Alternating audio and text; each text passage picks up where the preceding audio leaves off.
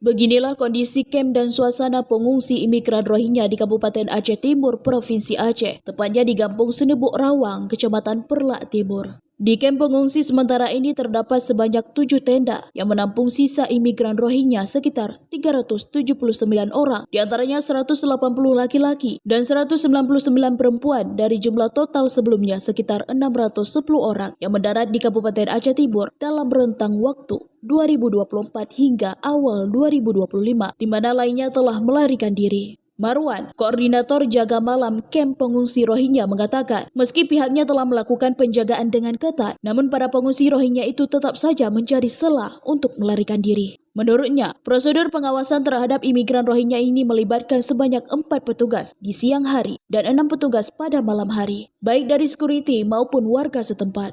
Totalnya 378 pengungsi.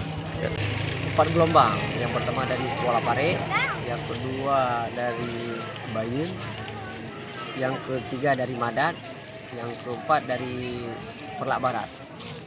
Kalau untuk penjagaan kita udah maksimal, Pak. Kadang dibantu sama security, masyarakat setempat 3 orang.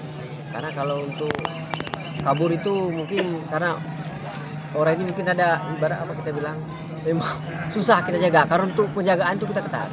Iya. Untuk malam hari dari pihak masyarakat 3, untuk dari pihak security 3, 6 orang. 6 orang. Untuk malam di siang hari? Untuk siang hari 4. 4. Dari pihak masyarakat berapa? Security berapa?